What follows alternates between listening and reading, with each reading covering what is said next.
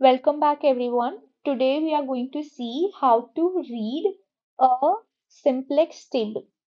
As you all know कि linear programming problem को हम कई सारे तरीकों से सॉल्व कर सकते हैं जिसमें से एक तरीका सिंप्लेक्स मेथड भी है and as per the US syllabus of University of Delhi you have just simplex method in your syllabus, graphical method is not there.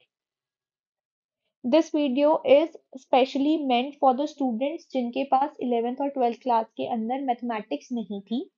अगर आपको सिंप्लेक्स मेथड से क्वेश्चन को सॉल्व करने में बहुत ज्यादा प्रॉब्लम आ रही है या आपको लग रहा है कि नहीं हो पा रहा है, एटलीस्ट आप ये वाला क्वेश्चन प्रिपेयर कर जाएं तो आपके 9 मार्क्स जो है शॉर्ट सिक्योर हो जाएंगे. ठीक है, तो now let's just read up the question. देखो क्वेश्चन के अंदर ऑलरेडी हमें एक टेबल गिवन है and now the first part is asking does the table above given optimal solution. इन सारे ही क्वेश्चंस को सॉल्व करने के लिए हमें सबसे पहले ये जो ऊपर टेबल गिवन है इसको कंप्लीट करना पड़ेगा. This is not complete, so here I have created this table. ठीक है, टेबल के अंदर पहला कॉलम है सीजे जो कि एज यू कैन सी कि क्वेश्चन के अंदर बेसिकली मेरे को गिवन अप नहीं है. ठीक है, सीजे बेसिकली क्या है, कोफिशिएंट ऑफ द वेरिएबल्स. ये कोफिशिएंट्स यहाँ पे भी लिखे जाते हैं वेरिएबल्स के ऊपर और यही कोफिशिएंट साइड में भी लिखे जाते हैं. तो x2 का coefficient as you can see is basically 6, x1 coefficient is 10 and s3 coefficient is 0. So here from above I have taken the cj values. ये भी cj है और ये जो ऊपर लिखे हुई हैं वैल्यूज ये भी cj है. cj is nothing but the coefficient of the variables. ठीक है, अब दूसरी चीज, हो सकता है कभी कभी आपके क्वेश्चन के अंदर ये जो बेसिक वेरिएबल्स वाली वैल्यूज है ये भी ना गिवन हो. इस क्वेश्चन में तो x2 x1 s3 लिखा हुआ है. हो सकता है कि आपको ये वेरिएबल का कॉलम गिवन ही ना हो, ब्लैंक हो ये एकदम. तो उस केस में आप कैसे आइडेंटिफाई कर सकते हो, जहां पे भी आइडेंटिटी मैट्रिक्स बनेगा that will be your basic variables. Identity matrix हमारा होता है कुछ इस तरीके से. क्योंकि यहाँ पे मेरे तीन वेरिएबल्स है x1 x2 x3, तो ये बनेगा 3 by 3 का आइडेंटिटी मैट्रिक्स. ठीक है, ये मेरा आइडेंटिटी मैट्रिक्स है. जहां पे भी 1 0 0 वाला कॉलम है वो मेरा पहला बेसिक वेरिएबल है. तो अगर इस टेबल में देखो तो ये 1 0 0 कहाँ पे है, x2 पे. तो ये बन गया मेरा पहला बेसिक वेरिएबल. जिस भी कॉलम में 0 1 0 है ये बन गया मेरा सेकंड बेसिक वेरिएबल. और जहां पे भी थर्ड 0 0 1 है ये वाला बन गया मेरा third basic variable. This is how you identify the basic variables. I hope this is clear. हो सकता है क्वेश्चन में कभी कभी ये बेसिक वेरिएबल्स जो है गिवन ना हो, तो इस तरीके से आप आइडेंटिफाई करके आप लिख सकते हैं. Now the next step to complete this table is basically zj. अब देखो zj निकालने के लिए आपने क्या करना है, you need to multiply this cj column, you need to multiply this cj column with every other column in the table. So I'm showing you how I'm doing the first one. So now what you need to do is, it is 6 multiplied by 200 by 3 plus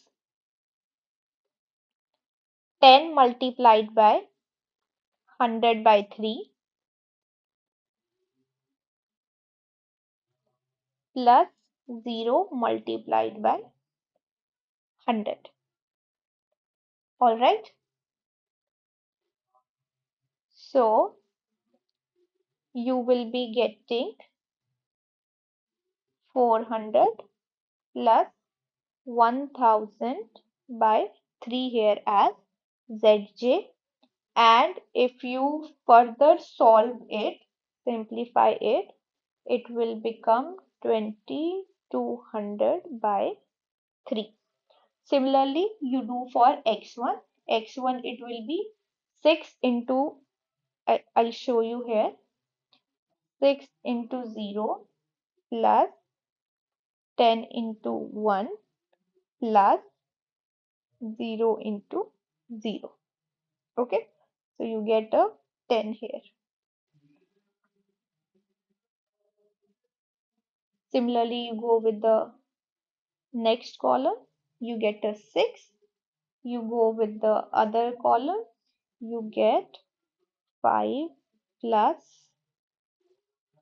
10 by 6. You go with the other one, you get 10 minus 20 by 3 minus 1 plus 10 by 6, and you get a 0. Now, the next step is to find out Cj minus Zj. The next step is to find out Cj minus Zj. अब देखो ये जो quantity वाला जो solution होता है ना मेरा, यहाँ पे तो कोई भी Cj माइनस Zj नहीं होगा क्योंकि इसका कोई कोफिशिएंट ही नहीं है। ठीक है, तो Cj बेसिकली मेरा क्या है, ये वाली वैल्यूज है, दीज आर माई Cjs,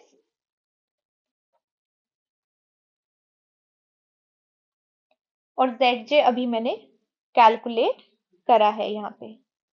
ठीक है, अब देखिए, फर्स्ट x1 का Cj minus Zj 0, 0, 4 minus 40 by 6 minus 10 by 3 minus 4 by 6, 0,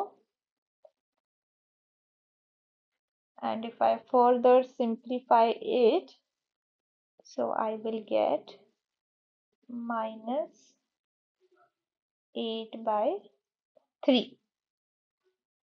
These are the answers that I will be getting after solving this particular question.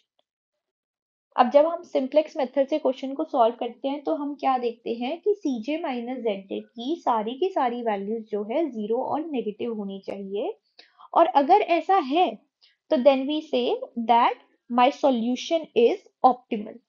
And as you can see, after solving this whole table, all the values of Cj minus Zj are coming to 0 and negative. ठीक है, तो जो मेरा first part है that is complete. The first question was asking me, does the table above give an optimal solution? Yes, the above table gives an optimal solution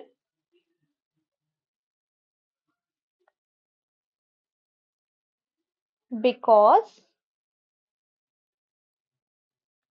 all values in Cj minus Zj row are 0 and negative. ठीक है, तो ये जो है हमारा first part है, that is done. I hope this is clear to everyone. Now let's move to the next part. ठीक है, the next part of the question is basically asking you, is the above solution feasible.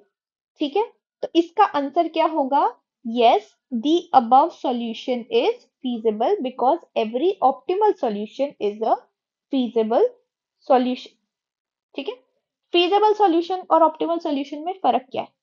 feasible solution का मतलब है कि ऐसे कुछ points जिनकी जो वैल्यूज है वो सारे के सारे कंस्ट्रेंट्स को सेटिस्फाई कर रही है, लेकिन इसका मतलब ये नहीं है कि उससे हमें मैक्सिमम प्रॉफिट हो रहा है. एक ऑप्टिमल सॉल्यूशन वो सॉल्यूशन है जिसके अंदर मेरे कंस्ट्रेंट्स तो सेटिस्फाई हो रहे हैं, उसके साथ साथ मेरा प्रॉफिट भी मैक्सिमाइज हो रहा है. ठीक है, तो एक जो ऑप्टिमल सॉल्यूशन है that is always a feasible solution. तो आंसर में क्या लिखेंगे? Yes, the above solution is feasible. The above solution is feasible because every optimal solution is the feasible solution. Every optimal solution is a feasible solution.